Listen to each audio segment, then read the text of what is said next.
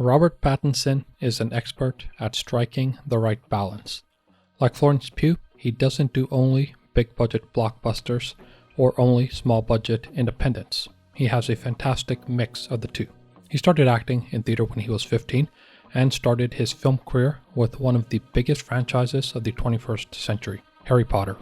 He debuted as Cedric Diggory in The Goblet of Fire. Pattinson followed that with The Haunted Airman, which received mixed reviews but did earn him personal acclamation.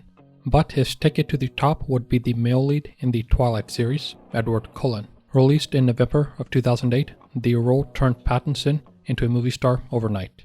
The film got mixed reviews but was a box office success, with critics praising the chemistry between him and Kristen Stewart, and most agreeing that Pattinson was the right choice for the role.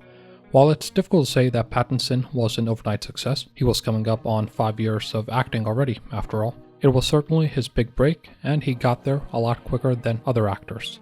But the Twilight series isn't all that Pattinson did or has done. You might be surprised to learn that he's been in dozens of movies, though it's true that a few, especially the Twilight series and his turn as Batman, stand out. After Twilight, he played Salvador Dali in Little Ashes, which didn't do well critically or commercially. But that was overshadowed by the blockbuster success of the next movie in the Twilight series, New Moon. Like its predecessor, it got mixed reviews, was a box office success, and critics agreed that he was a highlight in the movie. Read enough reviews and you find that that's a recurring theme with Robert Pattinson.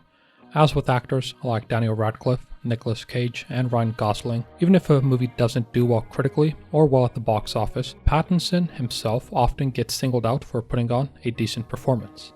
And when you do as many movies as Pattinson does, often 2 or 3 every year for most years since 2008, you end up with a lot of movies that don't do well, whether critically or commercially. To be sure, that's the nature of working as an actor. But it's also true that Pattinson has something of an uneven filmography. His career since 2010 has been marked by a long string of indie movies peppered with a few blockbusters here and there.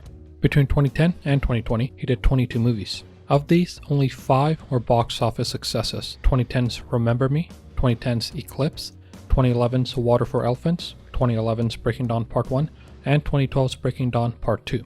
While a few other movies brought in more than their budget, they likely failed to earn enough to break even. Still, box office is not necessarily representative of whether or not a movie is good.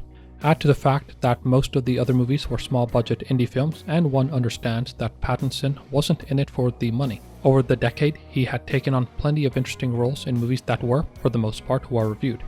2012's Cosmopolis, 2014's The Rover, 2014's Map to the Stars, 2015's The Childhood of a Leader, 2016's The Lost City of Z, 2017's Good Time, 2018's Damsel, 2018's High Life, 2019's The Lighthouse, 2019's The King, 2020's Tenet, and 2020's The Devil All the Time.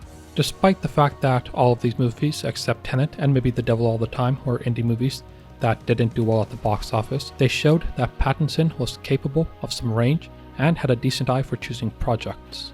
In 2022, Pattinson starred as Bruce Wayne in Batman in The Batman, directed by Matt Reeves. The film was a critical and commercial success.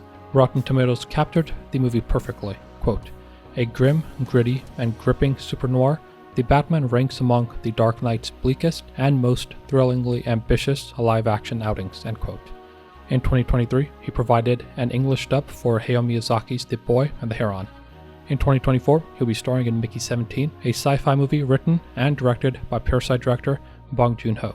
His career between 2010 and 2020, excluding the first few years where he had the rest of the Twilight releases, could be called something of his indie decade.